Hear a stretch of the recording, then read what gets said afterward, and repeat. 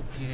अब जहाँ तक ऊप लैब की बात है, सारा कंटेंट तो कोर्स वाला ही है, तो कोर्स की वीडियो ही बनती है देख ली इस पे। लेकिन अगर ब्रीफली हम कोई पास्ट पेपर बस फॉर एग्जांपल चेक कर लेते हैं जी कि क्या आ रहा है, जी क्या किस तरह के एम है पर है। तो ये 2019 का एक पेपर है, क्योंकि मुझे यहाँ पे इस फिल्म में एक ही मतलब बस, अगर शायद और मिले तो बाद में भी देख लेंगे। खैर, question number 1, declare and implement the abstract class media. अगर आपको एब्स्ट्रैक्ट क्लास नहीं पता तो वो यही होता है कि उसके अंदर at least one pure virtual function होता है, और उन्होंने बताया हुआ वो क्या है। Media class will have a pure virtual function called display. अब एक प्योर वर्चुअल फंक्शन क्या होता है, इसके बारे में मैंने बस वीडियो में कोर्सली बताया हुआ, वही देखो, अच्छी बात है। लेकिन ब्रीफली याद कराने के लिए वो यही है कि अगर कोई मेथड है आपकी क्लास के अंदर, समझ लो यहाँ पे क्लास है और यहाँ पे कोई उसके अंदर कोई मेथड है, फंक्शन ये इस तरह से है, और मैं इस तरह से इक्वल टू ज़ीरो कर देता हूँ, तो एक प्योर वर्चुअल है। इसकी कोई बॉडी नहीं होती, कुछ नहीं होता, लेकिन ये एक प्योर वर्चुअल, ओह सॉरी मैंने वर्चुअल डाला ही नहीं वो। हाँ अब सही है, वरना एरर आ जाना था। अच्छा, ये होता है pure virtual. Virtual return type, function name, list of parameters int वगैरह जो भी है, और equal to zero.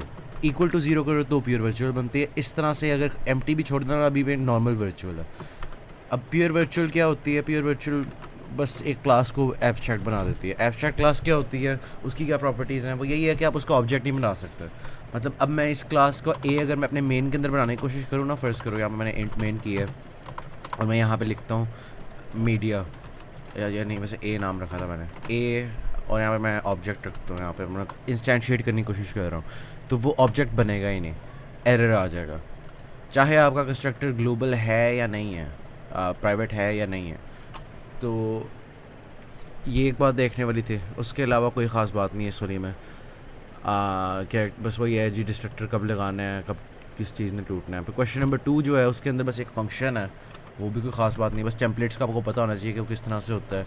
Template type name T, और इस तरह से आपने बस एक फ़ंक्शन बना देना, वॉइड, उन्होंने जो भी नाम दिया वो कर दो फंक्शन, इस तरह से।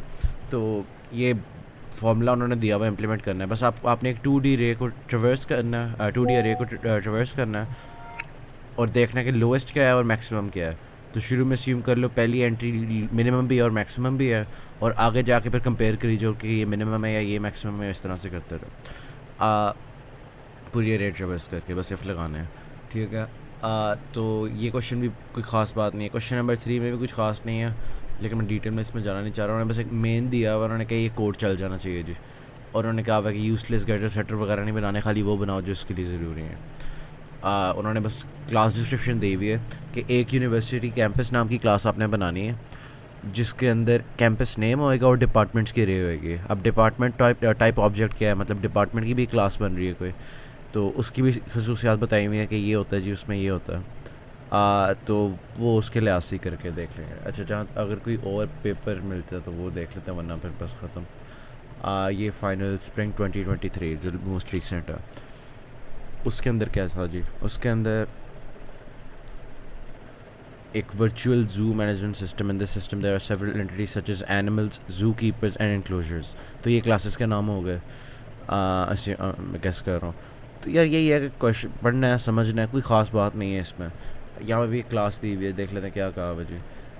Create 3 classes, bird, mammal and reptile, which are inherited from the animal class. तो इनहेरिटेंस आपको आनी चाहिए, ये मेक साउंड वगैरह कुछ भी नहीं है, आसान है सारी चीज़ें। तो पता है क्या है, आपको ना बस वो टूल्स पता होने चाहिए कि आपके पास पड़े क्या हुए हैं।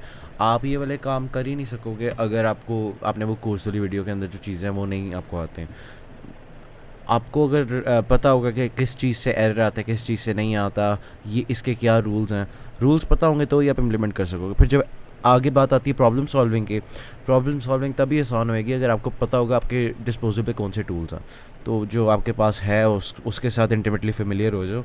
जो वो वीडियो है कैसे वही वॉच कर लोगे तो हो जाएगा। उसके अलावा question number 2, allocate memory, input matrix वगैरह, ये कुछ भी नहीं है, ये तो हमने पहले भी किया हुआ है।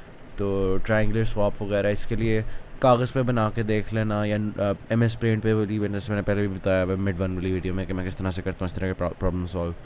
तो यही है बस, थोड़ी सी प्रॉब्लम सॉल्विंग स्किल्स लगेंगी यहाँ पे इस तरह के सवालों के अंदर। ऊपर तो बस आपको रूल्स पता होने चाहिए और कुछ भी नहीं है, उन्होंने सारा कुछ आपको बताया हुआ करना क्या है।